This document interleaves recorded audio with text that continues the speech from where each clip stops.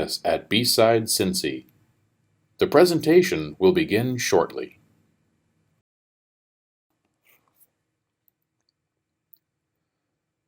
BSides Cincinnati 2018 is sponsored by GE Aviation, No Starch Press, CBTS, CyberArk, Booz Allen Hamilton, Dark Rhino Security, Endgame, RSA, and US Bank. Join the conversation. Tweet us at BSides Cincy. The presentation will begin shortly.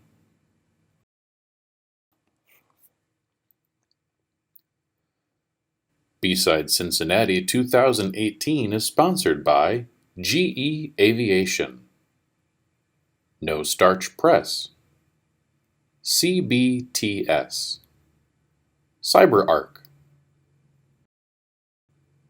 Booz Allen Hamilton, Dark Rhino Security, Endgame, RSA,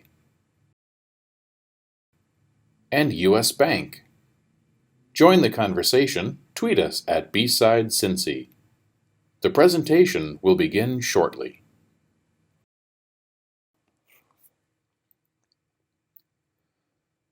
BSides Cincinnati 2018 is sponsored by GE Aviation, No Starch Press, CBTS, CyberArk, Booz Allen Hamilton, Dark Rhino Security.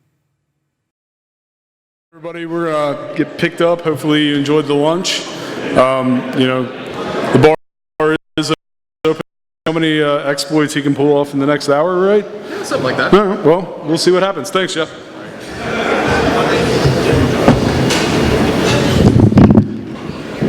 All right, can you guys hear me all right? Oh yeah, this sounds really good.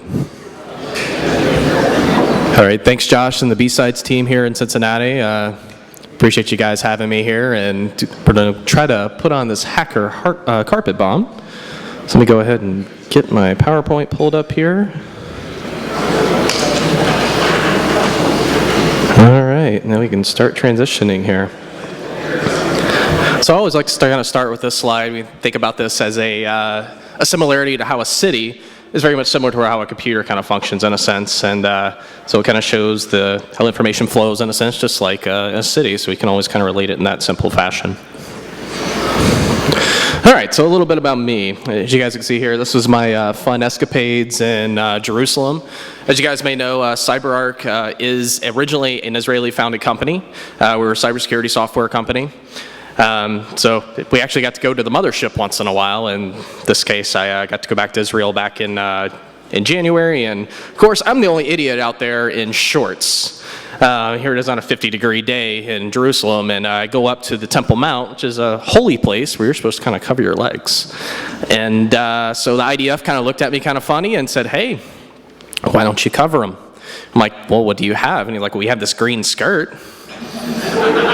Okay, I'll run with that. So I was sporting the green skirt most of the day, and got some great looks, great laughs from the Muslims. I'm like, hey, maybe this is a good thing. Maybe we could start bridging these two societies together. All right, as I mentioned before, I'm a technical advisor at CyberArk Software, so I work with a lot of Fortune 500 companies that are out there. Primarily, I started out in the Southeast, been there for a couple years, and now I've transitioned to work in the federal space. So I'm working with the federal government a little bit closer now. Got my BBA in MIS, so Bachelor's Business Administration, Management Information Systems, say that 3 times fast, from Francis Marion University in Florence, South Carolina. I'm also a member of the world's largest ISSA association. It's the Triangle ISSA in Raleigh. Also a member of the North Carolina InfraGard chapter that's covered in Charlotte in addition to Raleigh. And I definitely want to give a shout out to my real hacker in the family here. As you can see, she actually social engineered a dolphin to take a picture with her. And it worked out pretty nicely. And this is my beautiful wife, Justine. She's actually sitting down here in the front row with a good buddy at CyberArk, TJ Adams, if you guys know who he is. Why did you use that picture? It's a perfect picture. And so this is my four-legged furry child, Luna. She's my direwolf for your Game of Thrones fans out there. And this is Bindi, the shelter kitty. Believe it or not, she thinks like a dog and loves belly rubs. And never would have thought that she would actually be a best friend with my dog, and I feel like it was nothing short of a miracle. But this next picture kind of shows where they're waiting for Jama and Papa to come out, and thought this was a pretty good shot of them, so figured I would show that. All right, on to the fun. So we have a few disclaimers before we get started. These are no Uber lead hacks. These are very well-known attacks that are out there. There's nothing special that I'm doing that others may not be doing. The point is that we want to spread awareness and understand that if you have physical access, that is king. And the reason why that can be that case. All right, so there's always more than one way to skin a cat. So my way may not be the way you do it, so on and so forth. So there's many different ways to do these. And it's also so simple that a script kiddie can do it, even myself. I'm not going to claim to be an Uber lead hacker by any means. I just like to do some research and present it once in a while. From that, lastly, demos can and certainly will fail. I've got about, I lost count here of how many I'm going to be trying to show here. So at least have it staged and we'll see where it goes from here. So briefly, I'm going to talk a little bit about the cyber kill chain. And let me get my notes back together here. And so as you guys know, it's probably very well known here in the audience, but I'll briefly go over this. So from a recon perspective, these things start completely when you're outside of the computer. If it means looking at social engineering, if it means just researching who your victims are, you're going to be your prospective victims, and understanding what their social media accounts are, their LinkedIn access. A lot of times that's the easy way into many different organizations. So second here is weaponization. So we actually go out and find, maybe on GitHub, and just do some scraping to see, hey, what are some scripts out there that I could run to see that I could potentially manipulate a little bit in order to actually give myself an end game where I can actually pull out some malicious ideas and malicious items. Third is delivery, where obviously we have to deliver that weaponization of code to wherever it's going. Fourth is exploitation. So exploitation is we're finding some vulnerabilities that are essentially holes that's already in the existing system, and so we take what we're going to deliver and run it through the exploit, and we eventually get now to installation, where ultimately we're trying to create command and control. Ultimately, command and control is our surviving the reboot. So if we have an exploit, we have a listener that's sitting on a machine. We don't want that listener to go away upon a reboot, especially if a customer just fixes it that way. So we want to maintain our persistence in that case. And lastly is exfiltration. So exfiltration is ultimately the end game, the loot, whatever you're wanting to grab out of here. And we'll show some of that in some of the attacks that we have here today. All right, so without further ado, we'll get started with our first attack. In this case, we're going to be talking about Inve and Responder. Let me flip over notes here. All right, so from an Inve perspective, it's an LMNR.NET packet sniffer that pretty much captures NTLM hashes that are shown over the SMB protocol. It's going to be run on a Windows machine using a PowerShell, and it's a very simple attack. So let me get this set up here and we'll show it off.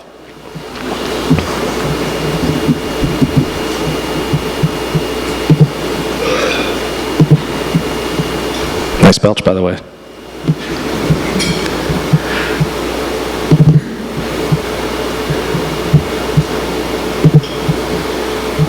Oh, my time bomb went off. I guess my machine's powered off on me. Sorry about that, guys.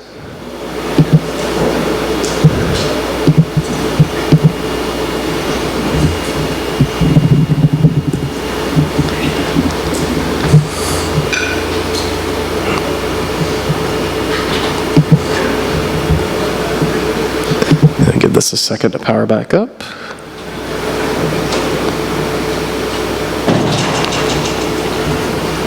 And while this machine here is coming up, another attack we'll end up doing is also Responder. So think of that as the close cousin to Enve, where essentially it focuses on DNS queries instead of the SMB protocol. And we basically are wanting to show how easy it is if you're running a Kali Linux box, if you have command and control, it's already established via listener, on what can actually be exploited. All right, looks like we're able to sign in now.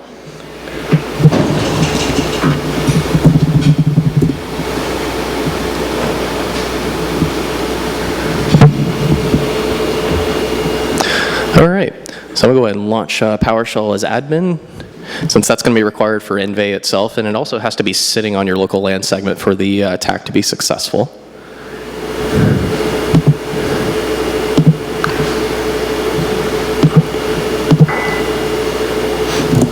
Let me change directory to my desktop. Oops.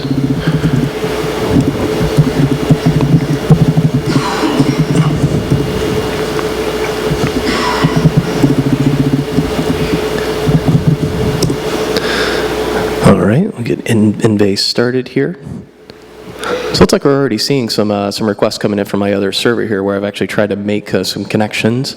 So let me actually bounce over to the server. I'll launch a quick connection here and figure out where Control-Delete went. There it is.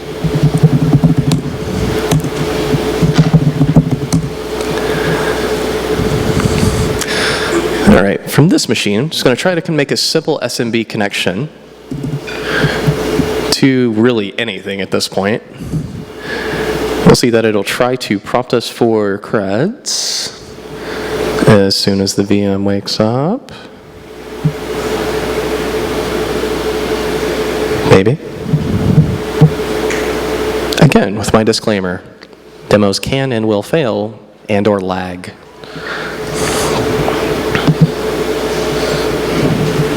I'd rather not change my password today.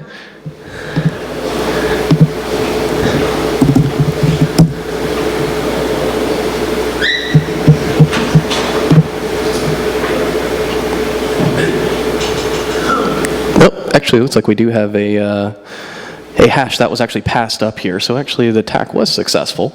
So in this case, I'm on the same LAN segment. I actually saw the administrator hash where the user was trying to sign in, and tried to make its connection. So I can actually intercept this hash now and perform like an overpass the hash attack or any type of pass the ticket types of attacks that are out there.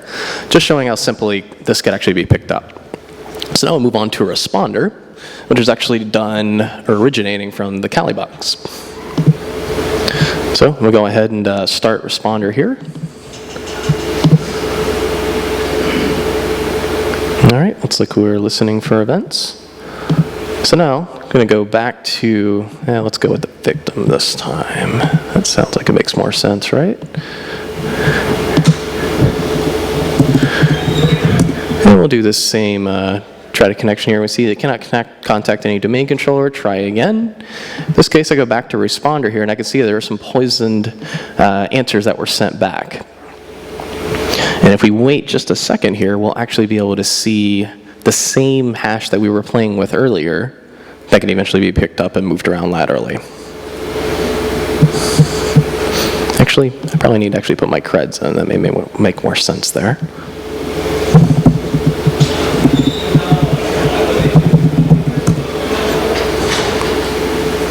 All right, so we can see that access was denied, but if we go back here, we can see Mike's hash is now sitting here, ready to go, ready to be exploited for a credential attack.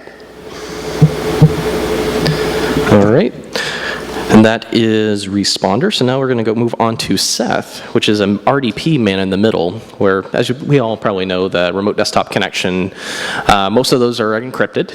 In this case, we have a way to actually sit Seth in the middle. It can actually take it and downgrade it to where we're actually seeing passwords passed in clear text. It can actually pick that out of an actual attack. So I'm going to go ahead and kill this. And we're going to kick off Seth. Again, these are all found on GitHub, readily available, ready to be used. All right, so now I'm going to try to make a connection from my victim server. We're going to actually use RDP this time. And this is the IP of my server there. It's also called the attacker box. I'll hit connect and see that, hey, I was denied access this time, so that seems kind of strange. You can still see that we're now actually cloning the X509 cert, and that it actually saw the destination where it was going to. So now if I try to make a connection, I should be able to see some different results.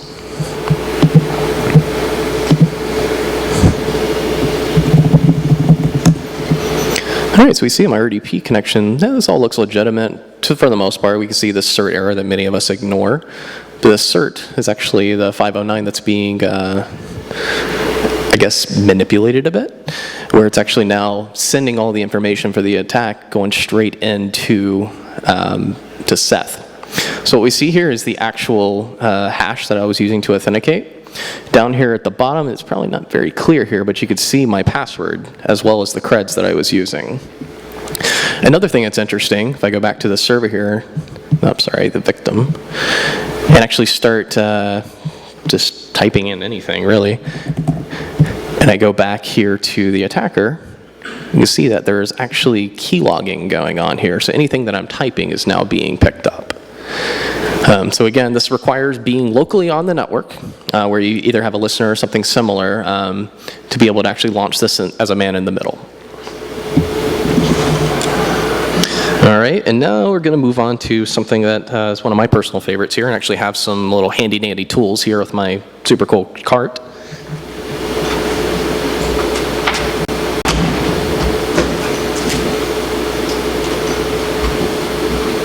I think I got this a little... Sorry, I got it a little tangled here. Imagine that, too many wires. All right, so what we have here is essentially a Wi-Fi pineapple. Not sure if how many hands in the audience here have actually heard of a Wi-Fi pineapple? All right, we're very well familiar with it. Okay, great. So in this case, I have it powered off of my just a 20 milliamp battery here just to give it power, and then I'm actually funneling connections through my USB tethered on my Android phone here. So we're actually going to show you the dashboard that I've actually connected to my my Surface here, that we don't have to kind of show this unplugging and replugging and make this more fluid.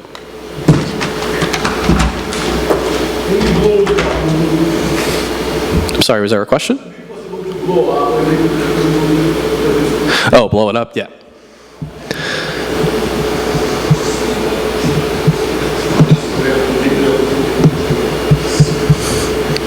Is that a little bit more readable, legible? Yep, all right. So what we're actually looking at here is actually the Wi-Fi Pineapple dashboard that I've already signed in, and I've actually have a couple of clients that are connected since I've actually turned on my my Pine AP beacon, where I can actually start seeing different SSIDs out there, can mimic them, and essentially can actually perform man in the middle in a sense, where I can de-auth a user as trying to connect to a secured network, and then eventually get them to connect to my open network. So let's take a look at some of the clients we have here. So I see where I've actually taken Cambria, and actually some of these are my old Wi-Fi connections from my previous employer, which is interesting. This is a power plant. Whoops. Oops, if I don't click around too much here. Sorry guys, running a trackpad and having to turn your head to the side is a little challenging. There we go, that might be a little bit easier to read. So we can see we have a few of these that are connected here. It's like an Android device that's out here. And I can show you quickly the Pine AP module, where I have some of the SSIDs that are in my pool, and as well as some of the logging that's going on, and all sorts of different things you can do in here. Many different models that you can modules that you can download. One of these being DWAL is kind of one of my favorites here, where if you have any clear text, not clear text, but HTTP connections that are going out, they're pretty much can be sniffed in a sense very easily. Well, that's the reason why we want to use SSL encrypted traffic, where we can't clearly see this. So if I turn DWAL on, I'll actually be able to see if there's anybody browsing any plain HTTP traffic out there. But I'll save that for demo purposes, since we have many other different little fun gadgets to get through. But anyway, this is the Wi-Fi Pineapple.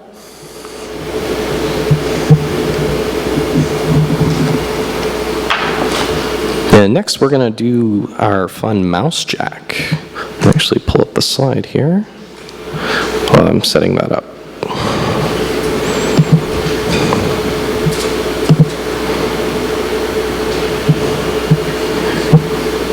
All right.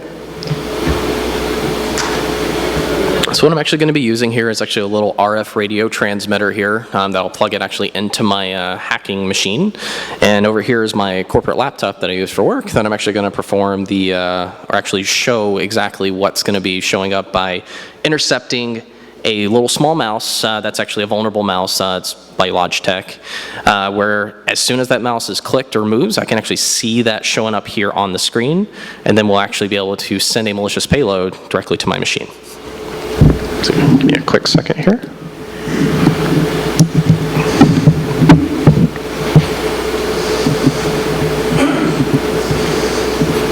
And I'll shift over to the other box.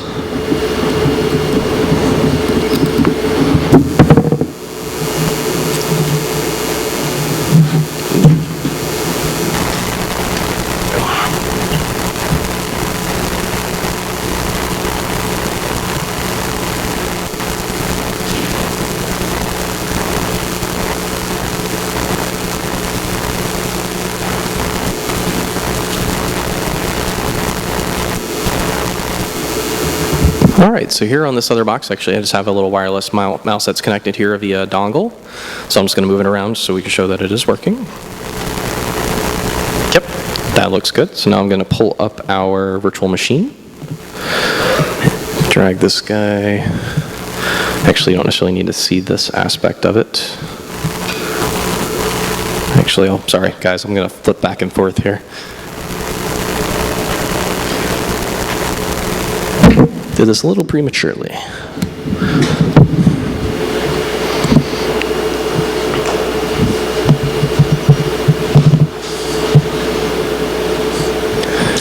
All right, so now we're back here in Kali. So I have a mousejack bash script here. I'll execute.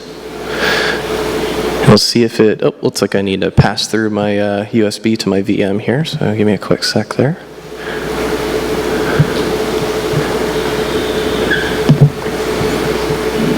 I'll run this guy again. All right, so now we're starting a scan. So I'm going to move the mouse here a bit to trigger some actions here.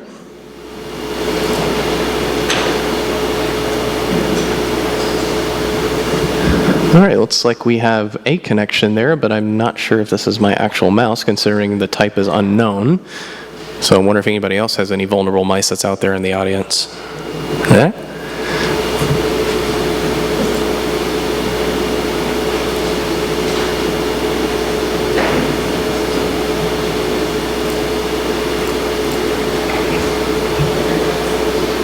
Nope. Maybe it is my mouse and I'm just being a little paranoid now that it says Logitech ID. Pretty sure this is the correct one here. So what I'm going to do now is actually break out of this connection here and actually execute it. But I'm going to switch first so you can see what happens on the victim machine.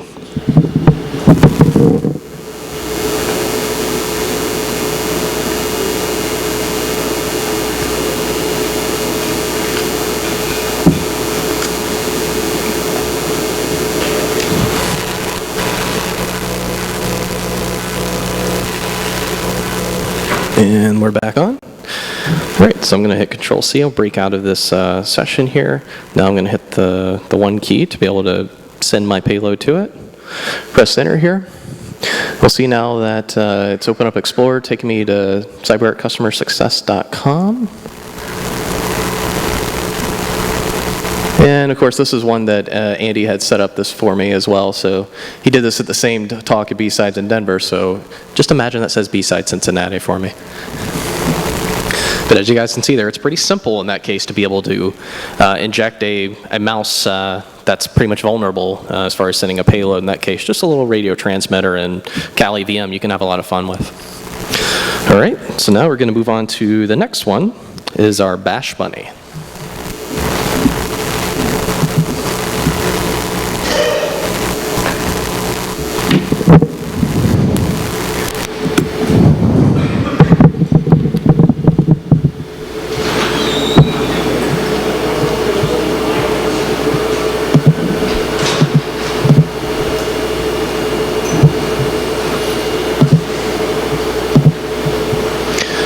All right, let me get this guy plugged in.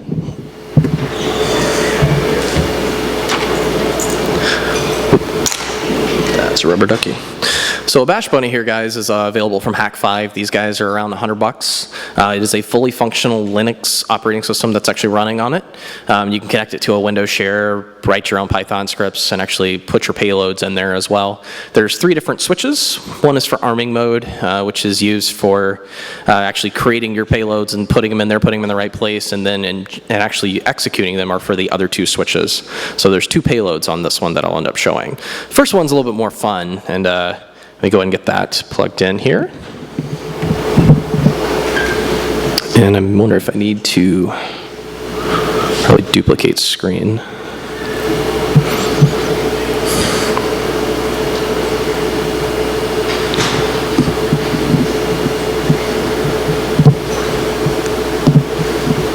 And occasionally plugging this thing in, it gets a little finicky, so we'll see what happens here.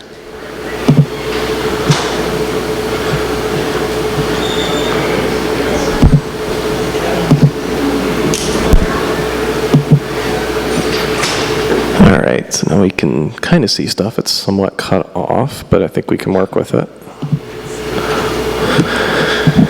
And it's like it's still running some lights here, so I just need to give the bunny a second to do its thing.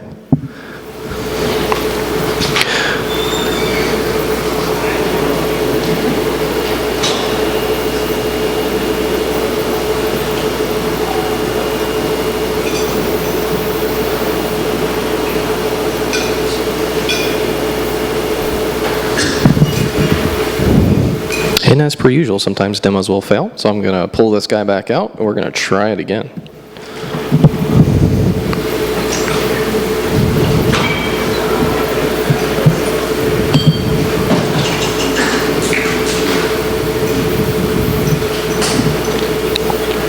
And it's thinking of blue lights. Typically when you get to the green lights, if you guys were able to see the LEDs on this, it actually shows that it's actually executing the payload at that point. So blue means it's just getting there. And so we are at blue blinky lights.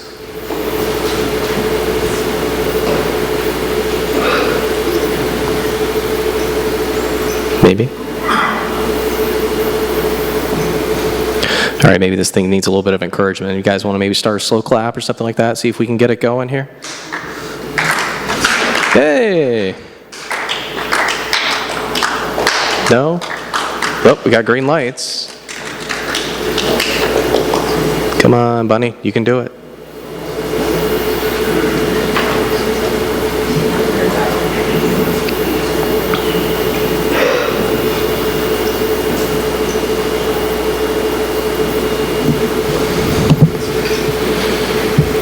All right, I think we're going to give this one last try, then we may have to move on from here.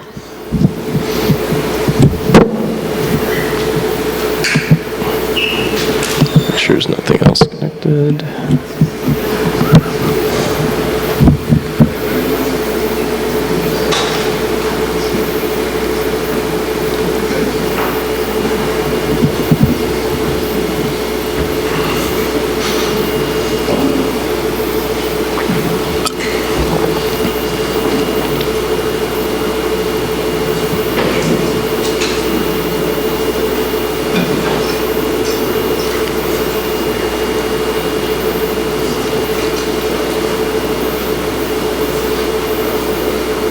And blue lights.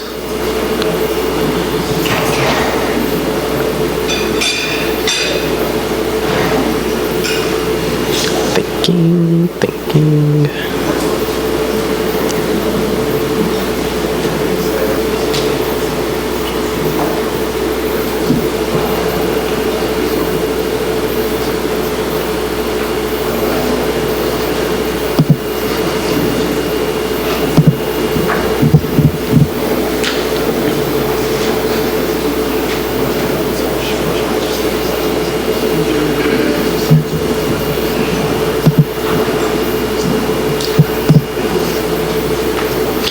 Alright, looks like this one is not happy about something, so we're going to try the other payload on it.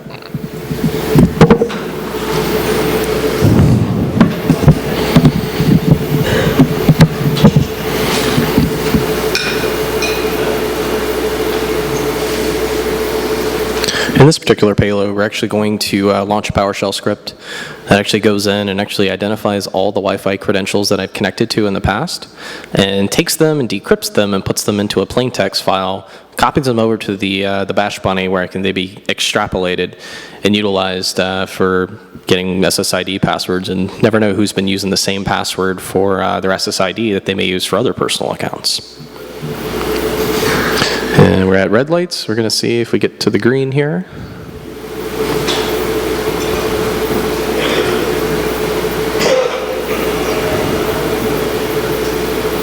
And if you're curious what the other payload was supposed to be, it's an awesome Rickroll in ASCII that's flowing throughout a PowerShell script. But of course, that guy didn't want to work with me today. It has great music too. Kind of livens the audience a little bit. And let's see if this payload works.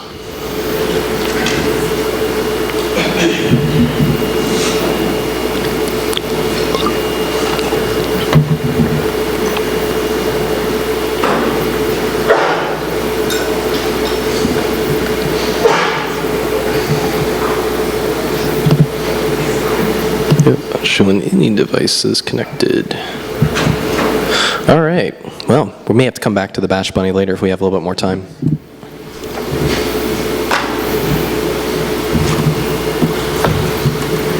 All right, so next we're going to look at what's called the bad USB, which is essentially a very, very tiny little device here. It's a very small microchip.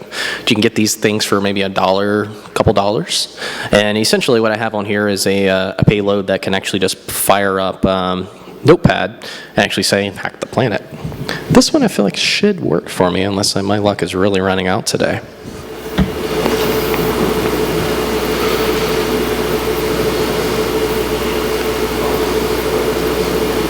And a drum roll. Come on.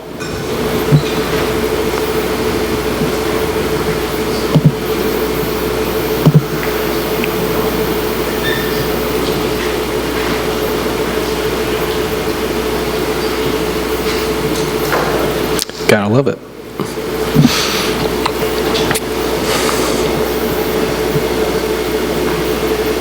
All right.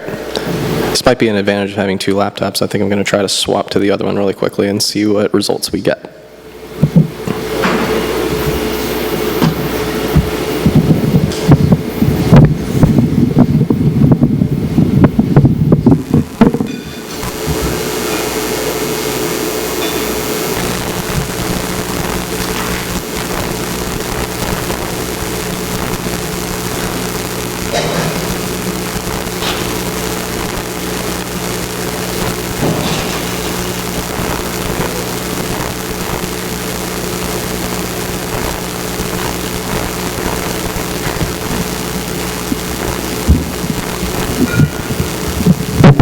All right, installing the device. Hey, looks like something's happening. Note add, huh? Let's try that again. Fun part of this is that it actually loops and it'll continuously keep trying to do this until I pull it out.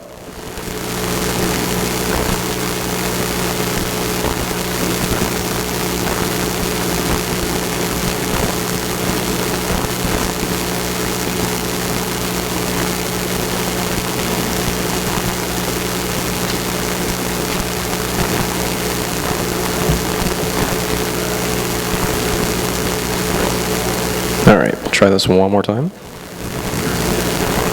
Not recognized, even better.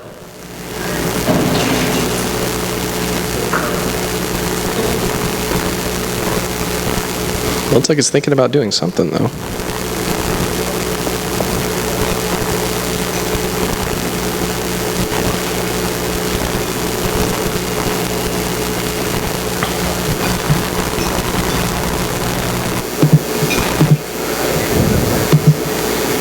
And meanwhile, I'll reboot this other machine. See if it recognizes USBs after that.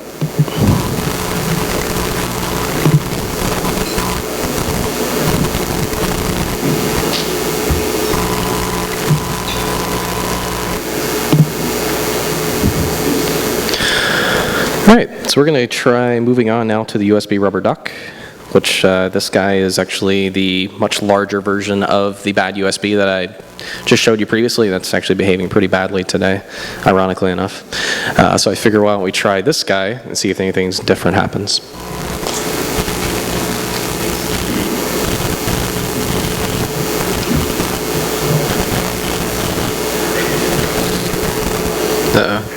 There's that infamous installing device again.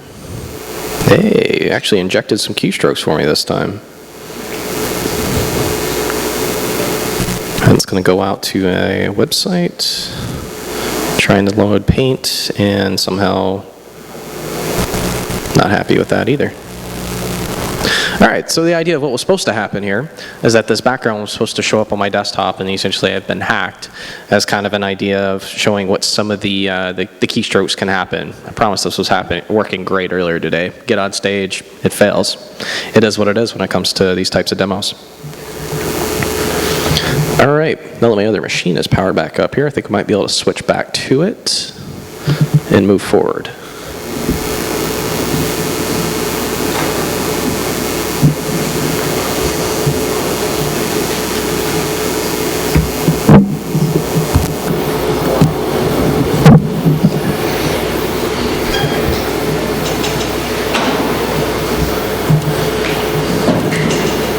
All right, so now we're going to move on to another one of the more interesting ones we have here is actually the hijacking of a barcode scanner.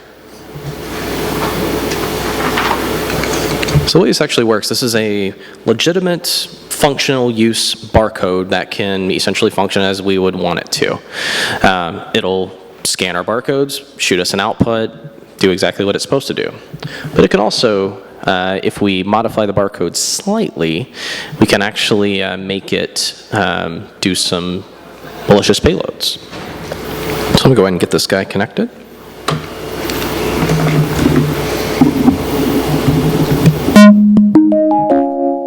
Hey, we got sound.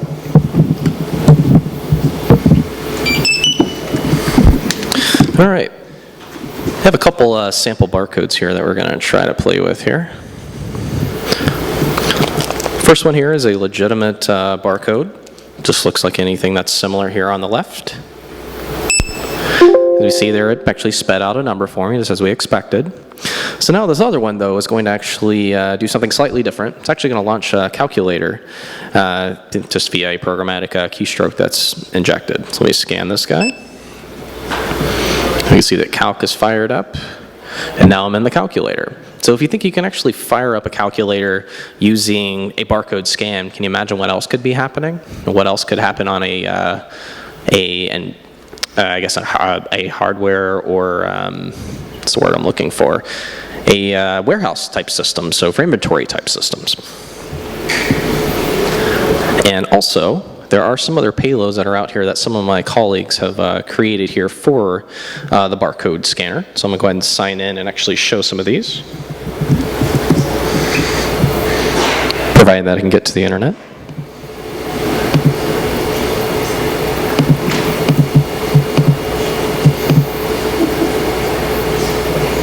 And let's try that again.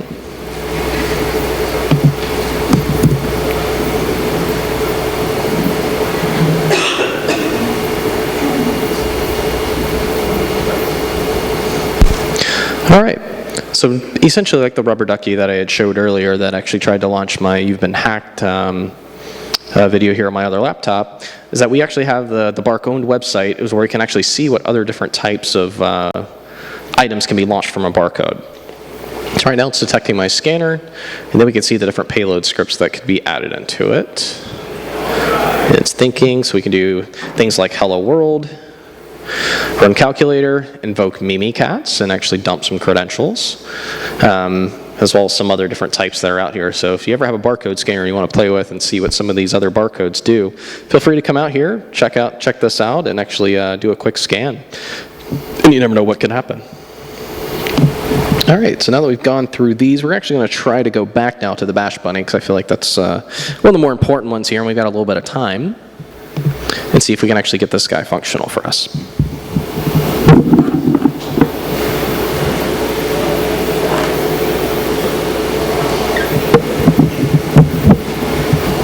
Appreciate everybody's patience out there.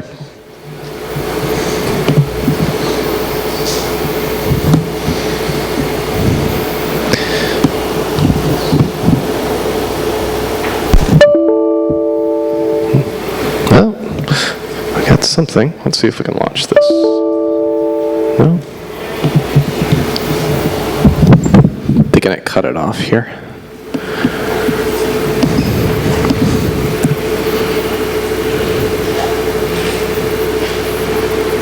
Yeah, it did. All right.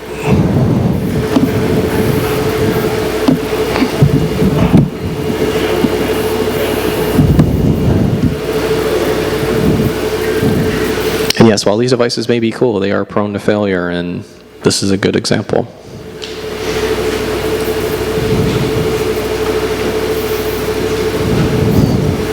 There we go. I think we're getting somewhere now. There we go.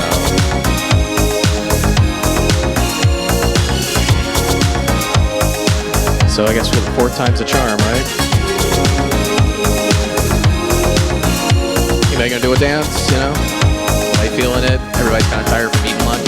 I can understand. We're no strangers to love. All right, now that we have one payload working, makes me think we can probably get the other one working. So I'm gonna unplug this guy and we'll try the other one.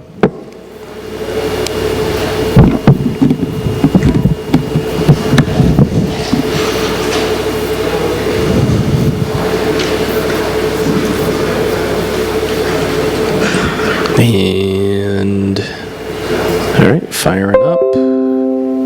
There's no problem with this drive.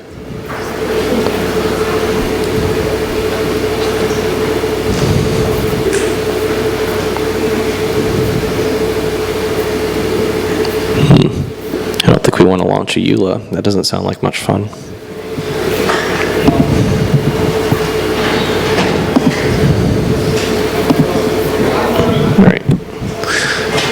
Try this again.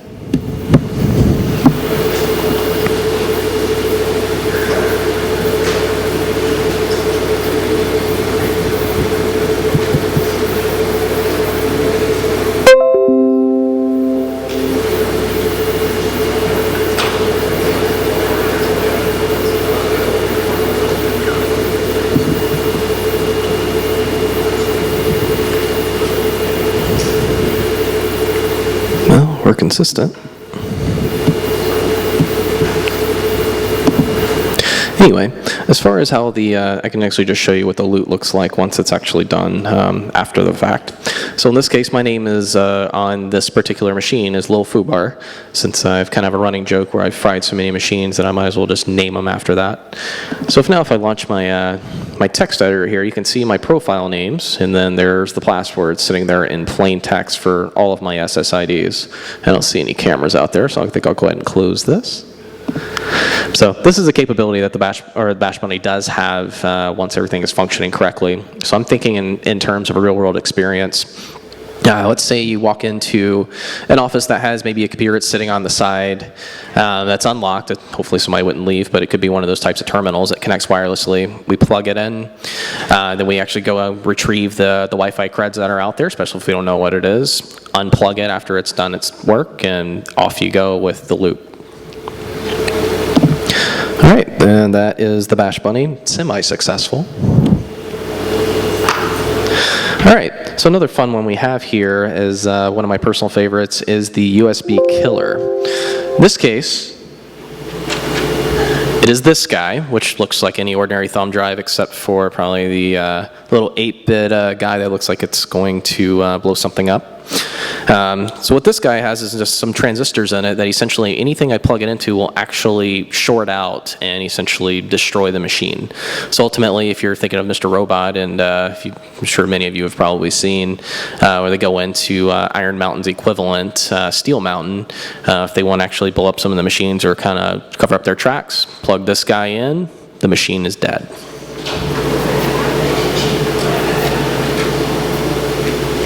So what I'm going to do here is actually plug it into a power source, but also I'm going to plug it into a sleeve that technically protects it, so that way I don't actually destroy my device, but I can also show just how much power is flowing through this with these two leads here.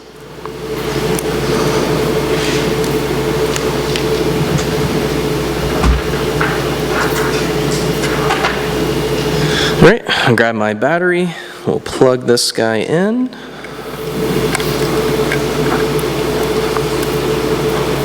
You can see that it's definitely live now with this little red light. And if I actually touch these two leads, we get something a little fun here. If I can actually get them to touch here and hold this up at the same time. Come on.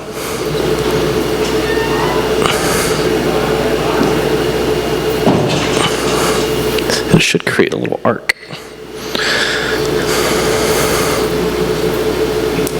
There we go, got a little something here. And it looks like it powered off the USB right after that, after it created the little spark. A little anticlimactic. Let me try this again.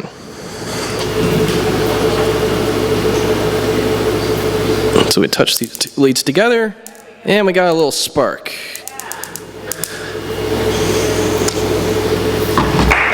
Woo! And that's the, thank you guys, it took a second there. And that's the USB killer, so these are also available out on the web as well. And the last demonstration I have is a Raspberry Pi Zero. These are available for $5 that actually can act as a poison tap. So essentially what a poison tap is, that it'll actually go into a computer's basically harvest cookies, harvest the different websites that have been to, the history and such, and essentially poison the ARP cache completely. So when you're actually going out on the internet, you're actually going through this poison tap, which then is siphoning all your cookies and such. I feel like there should insert a Cookie Monster joke here, but I'll have to add that for the next one.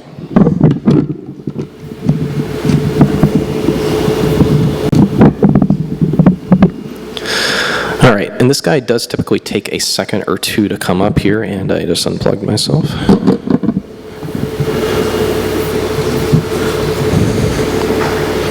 And lastly, while this guy is coming up, is there any questions that are out there in the audience based on the different attack vectors we've seen today?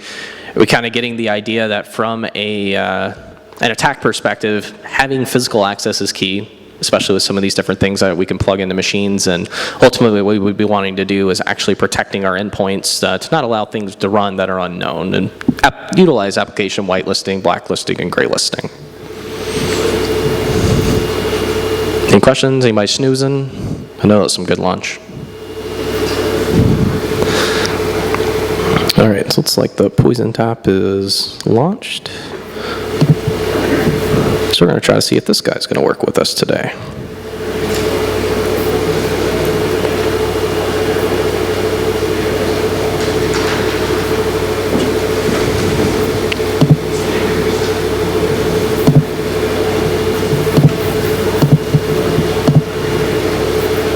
There we go.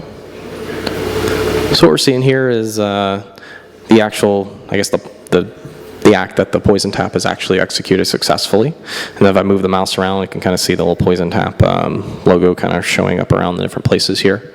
But the idea is that it is siphoning the cookies that are happening in the back end. So if I just go to NFL.com, for example, it's running me through a redirect.